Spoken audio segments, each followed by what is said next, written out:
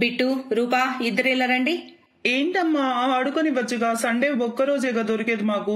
నోర్మయ్, ముందు చెప్పండి. పళ్ళంలో నేను పిండి తీసి పెట్టాను కదా, దాంట్లో నీళ్ళెవరు పోసారు? నువ్వు చెప్పు రూపా, నువ్వేమైనా చేసావా? దాంట్లో నీళ్లు పోసావా?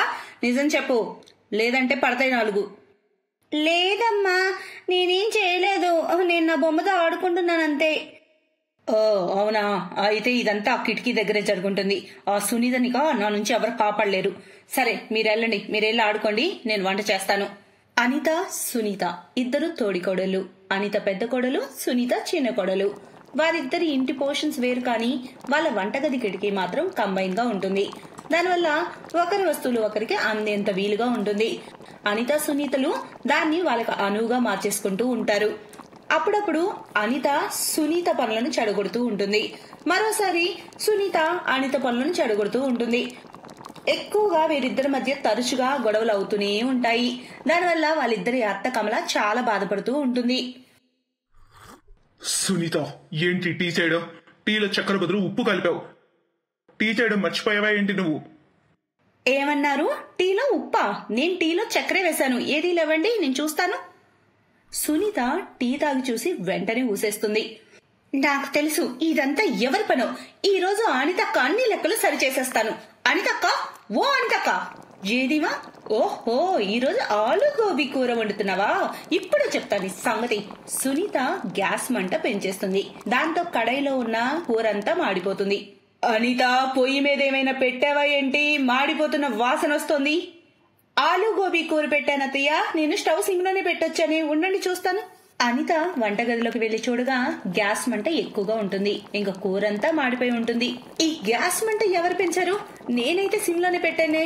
ఇది ఖచ్చితంగా సునీత పని అయి ఉంటుంది. సునీత, ఈ గ్యాస్ నువ్వే పెంచావు కదా? హా, నేనే పెంచాను. నువ్వు నా టీలో ఉప్పు కలపలేదా? అవునా, మరి నువ్వు నా పిండిలో నీళ్లు కలపలేదా? నిన్న నేను మజ్జిగ చారు చేస్తే అందులో పంచదార కలిపావు నువ్వు. నేనేం మాట్లాడకుండా ఉన్నాను పోనీలే అని. చెప్పాలంటే నా దగ్గర కూడా చాలా ఉన్నాయి. పోనీలే అని నేను కూడా సైలెంట్ గా ఉంటున్నాను. ఈ రోజు చేసావు సరే, ఇంకెప్పుడైనా ఇలా చేసావో నాకంటే చెడ్డదాన్ని ఇంకో దాన్ని చూడవు నువ్వు చెప్తున్నా.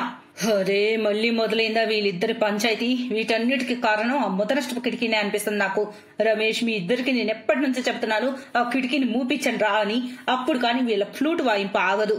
అరే, నేను చెప్పింది వాళ్ళు వినరు, మీరు వినరు. చచ్చిపోతున్నా వీళ్ళ గోలతో రోజు.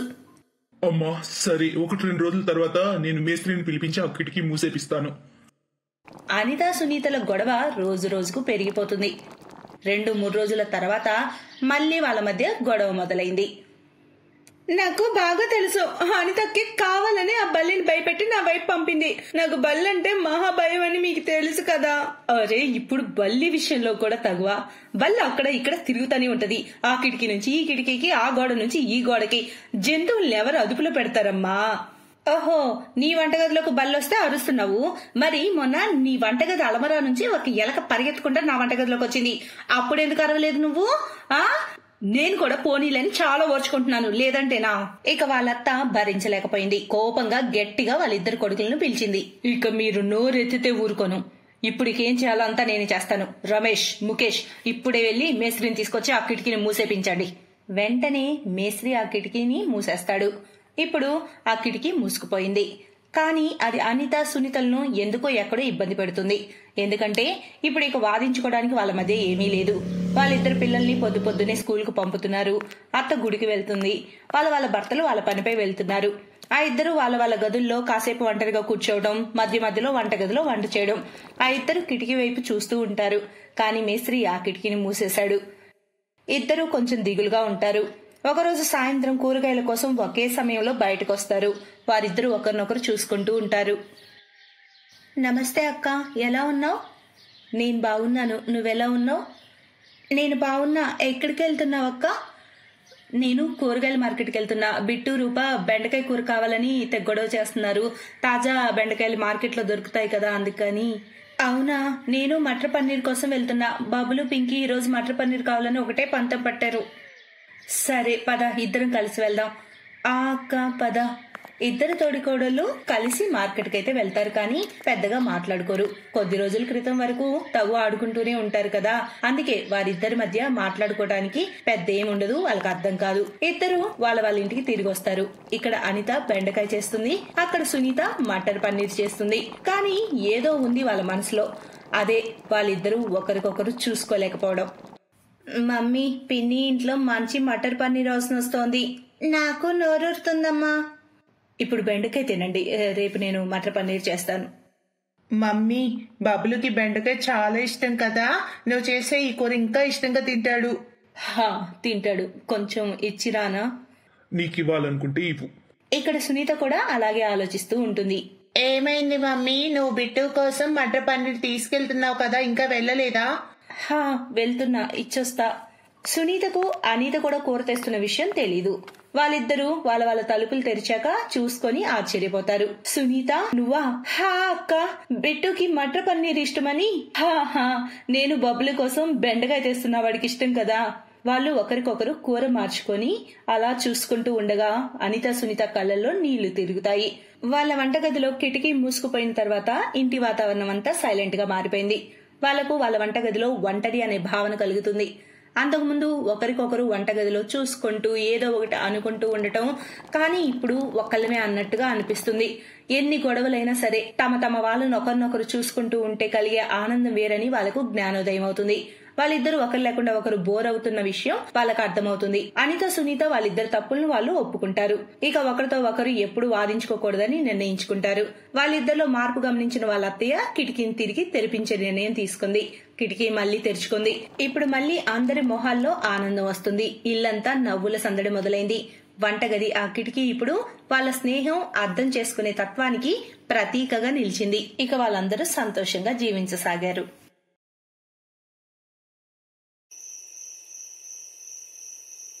అయ్యో దేవుడా, ఎంత వేడిగా ఉంది. ఈ ఒక్క రూంలోనే అందరం పురుగు పుట్ర ఉన్నట్లు ఎలా ఉన్నాము? అరే కోడలా, ఏమైంది? నువ్వు ఇంకా పడుకోలేదా? అయినా ఏంటి ఈ పురుగు పుట్ర అనేదో అంటున్నావు? అది చీమొచ్చింది అత్తయ్య, అదే అంటున్నాను. వెళ్ళిపోయింది. మీరింక పడుకోండి.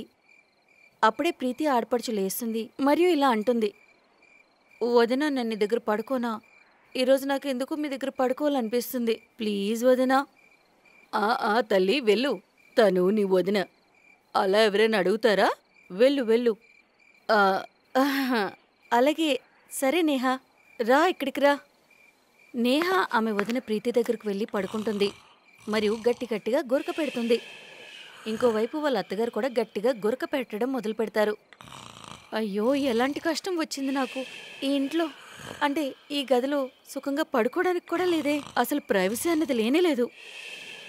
ఇదే ప్రీతి అత్తగారిల్లు. ఇక్కడ కోడల్ది అత్తగారిది ఒకే గది. ప్రీతి అందరితో కలిసి ఒకే గదిలో పడుకుండేది. మళ్ళీ ఉదయాన్నే లేచి ఇంట్లో పనంతా చేసుకుని అలా విశ్రాంతి తీసుకుందామన్న టైంకి ఇంకేముంది, వాళ్ళ అత్తగారు తడికాళ్లతో ఇల్లంతా తిరగడం మొదలు పెడతారు. అరేరే అత్తయ్య, నేనిప్పుడు ఇల్లంతా తడిబట్ట పెట్టాను, మీరు మళ్ళీ అంతా తొక్కేశారు. అదే ప్రీతి, అదేంటంటే వయసు ప్రభావం కదా, నాకు సరిగ్గా కనిపించదు. నిన్న కళ్ళద్దాలు ఎప్పటినుంచో వెతుకుతున్నాను. ఎంత వెతికినా అవి నాకు దొరకలేదు. ఇక్కడే పెట్టాను కదా. దొరికింది. నేను కూడా. చూడు ఎంత మతిమరుపుదాన్నో. విను, నేను పక్కింట్లో భజనకు వెళ్తున్నాను. అందుకే కావలసిన వంటంతా చేసి రెడీగా పెట్టు, అర్థమైందా? ఇల్లంతా పాడుచేసి ఉమా చాలా హాయిగా పక్కింట్లో భజనకు వెళ్ళిపోతుంది. అయితే గదిని అలా చూసి ప్రీతికి చాలా కోపం వస్తుంది. ఓఫో, ఈ శూర్పణఖ నా ఇల్లంతా పాడుచేసి వెళ్ళింది. ఈయన్ని రాని, ఇక నేను ఆవిడతో ఒక గదిలో అస్సలు ఉండలేను. ప్రీతి తన అత్తగారు మరియు ఆ ఇంట్లో చాలా విసిగిపోయింది. ఇక ఆమె నిర్ణయించుకుంది వేరే గది తీసుకుని అమిత్తో వేరేగా ఉందామని. అత్తగారింట్లో ఒక గది అవడంతో ఆమెకు అక్కడుండడం చాలా కష్టంగా ఉండేది. సాయంత్రం పనంతా చేసుకుని అమిత్ ఇంటికి వచ్చేసరికి ప్రీతి అతనితో వేరుగా మాట్లాడడానికి చాలా ప్రయత్నిస్తుంది.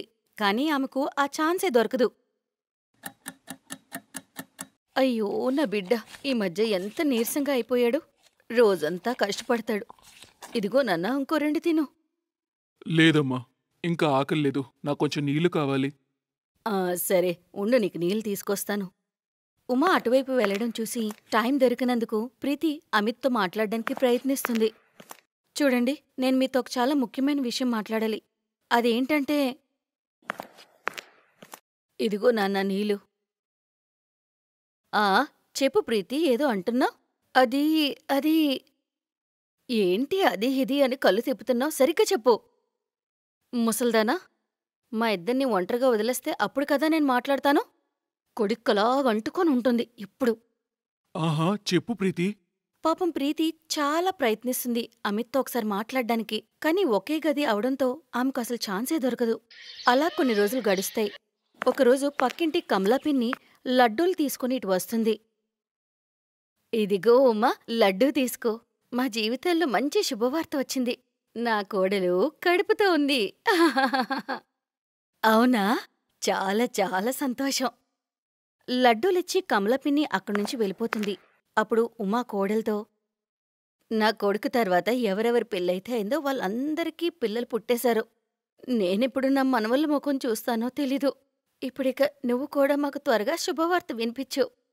అత్తయ్య, మీరు మా ఇద్దరిని ఒంటరిగా వదిలితేనే కదా మీకు శుభవార్త వినిపించడానికి అవుతుంది. ఒక్క గదిలోనే అందరూ ఉండాలంటే అలా ఎలా జరుగుతుంది? నా భర్తతో నేను ఒంటరిగా మాట్లాడడానికే అవదు. ఇంకా పిల్లల గురించి ఎలా ఆలోచిస్తాను? ఏమీ, మా ముందు కాలంలో కూడా అందరూ కలిసిమెలిసి ఒకే ఇంట్లో ఉండేవారు కదా. అప్పుడు కూడా అందరికీ పిల్లలు పుట్టేవారు కదా. ఇలాంటి వంకలన్నీ మాకు చెప్పకు. త్వరగా ఒక శుభవార్త మాకు వినిపించు. ఇలా అని ఉమా అక్కడ్నుంచి వెళ్ళిపోతుంది. ప్రీతికి మటుకు అత్త మాటలు విని చాలా కోపం వస్తుంది.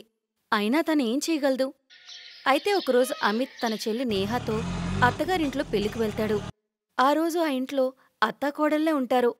ప్రీతికి మంచి ఐడియా వస్తుంది. ఆమె అర్ధరాత్రి లేచి కూచుంటుంది. ఆమె తన జడను విప్పి జుట్టంతా ముందుకు వేసుకుని ముఖం కప్పుకొని గట్టిగట్టిగా నవ్వడం మొదలుపెడుతుంది. ఆ నవ్వుకి ఉమా తుల్లుపడి లేచి కూర్చుంటుంది మరియు ఆ నవ్వుకు భయపడుతుంది. ప్రీతి, ఎందుకు నువ్వు అలా కూర్చున్నావు? నా మనవరాలు ప్రీతిని నువ్వు చాలా ఇబ్బంది పెడుతున్నావు కదా. నువ్వు తన్ని ఒంటరిగా వదలట్లేదు కదా. నేను ప్రీతి నానమ్మని. తను అంత కష్టపడుతుంటే నేను చూస్తూ ఉండలేకపోయాను. మళ్ళీ అందుకే నేను తనలోకి దూరాల్సి వచ్చింది. నన్ను క్షమించు. కానీ తనకు వేరే గది ఇచ్చేంత మా పరిస్థితులైతే అంత బాలేవు. నా కొడుకు రాత్రి పగలు చాలా కష్టపడుతున్నాడు. నా కోడల్ని కొంచెం వదిలే. లేదు, నువ్వు ఈ గది వదిలి వెళ్ళేంత వరకు నేను ఇక్కడే ఉంటాను. నీ కొడుకు ఊరు నుంచి తిరిగి వచ్చేంత వరకు నువ్వు వరండాలోనే పడుకుంటావు.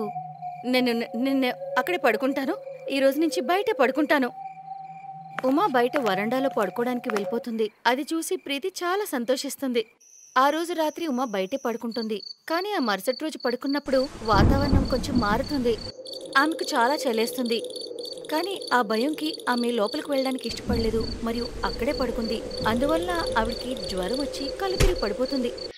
ఉదయం ప్రీతి లేచినప్పటికీ వరండాలో కింద పడిపోయి ఉంటుంది. అది చూసి ప్రీతి ఆమెను వెంటనే హాస్పిటల్కి తీసుకువెళ్తుంది. వర్షంలో బాగా తడిచినందున ఆమె ఆరోగ్యం పాడైంది. నేను కొన్ని మెడిసిన్స్ రాసిస్తాను, అవి ఆమె చేత వాడించండి. ప్రీతి ఆమెను ఇంటికి తీసుకొస్తుంది. అటు అమిత్ మరియు నేహ కూడా తిరిగి ఇంటికి వస్తారు. ప్రీతి తను చేసిన దానికి చాలా పశ్చాత్తాపడుతుంది మరియు తను చేసిన దానికి క్షమాపణ అడుగుతుంది. తనతో పాటు అమిత్ మరియు ఉమా కూడా కళ్ళు తెరుస్తారు. ఒక గది ఉంటే చాలా కష్టంగా ఉంటుందని. అయితే అమిత్ కొంచెం డబ్బులు దాచి వేరే గది కట్టిస్తాడు. ఉమా మరియు కూతురు ఒక గదిలో మరియు అమిత్ మరియు ప్రీతి ఒక గదిలో సంతోషంగా ఉంటారు. Best buddies. హలో ఫ్రెండ్స్, ఈ వీడియో చూసినందుకు మీకు ధన్యవాదాలు. ఒకవేళ మీకు ఈ వీడియో నచ్చినట్లయితే దయచేసి లైక్ చేసి సబ్స్క్రైబ్ చేయండి మరియు ఈ వీడియోపై కామెంట్ చేయండి. ఇంకో విషయం, షేర్ చేయడం మర్చిపోకండి. ఇలాంటి మరిన్ని వీడియోలు మీరు చూడాలనుకుంటే కిందనే ఉన్న బెల్ బటన్ని నొక్కండి. చూస్తూనే ఉండండి బెస్ట్